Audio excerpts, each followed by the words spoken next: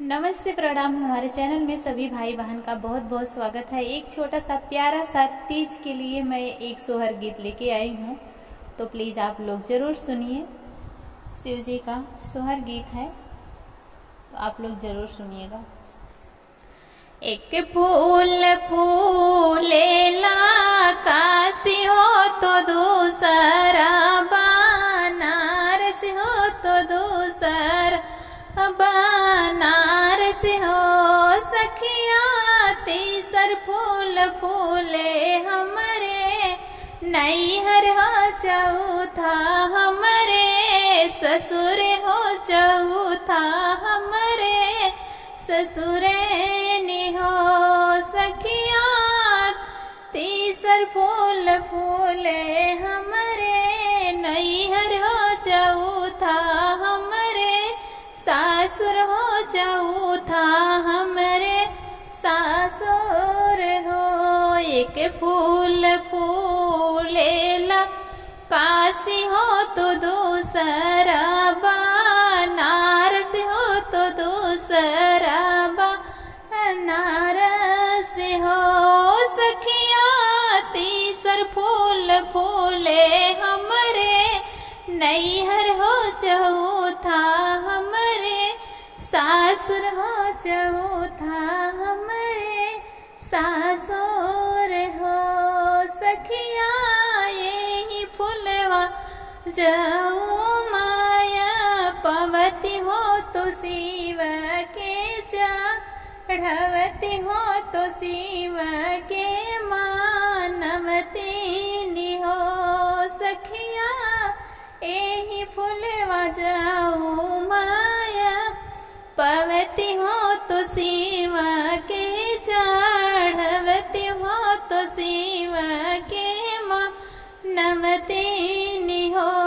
शिव जी दई देता गोदी के लनवा हो मयरिया हम कहवती हो मयरिया हम कहवती हो। शिव जी दई देता गोदी के लालनवा हो मयरिया हम हाइत हो मयरिया हम हाइत हो। शिव जी दई देता गोदी के लालनवा हो मयरिया हम हाइत हो। के हो के दिहला शिव जी एक दोई के हो के चार पाँच हो। शिव जी के हो के दिहला हो दोई चार के हो के सात आठ हो।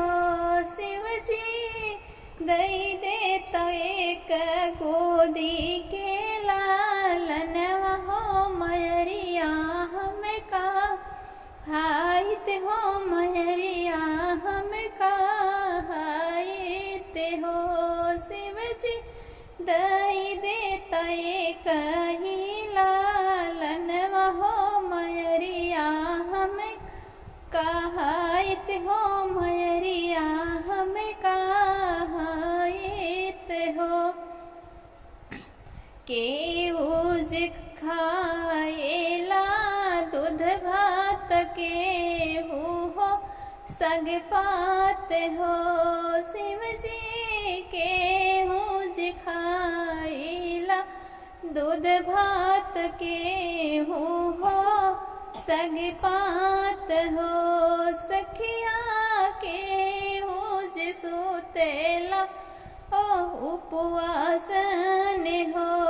सखिया केहूज खाइला दूध भात केहूज साग पात हो। सखिया केहूज सोवै उपवास हो।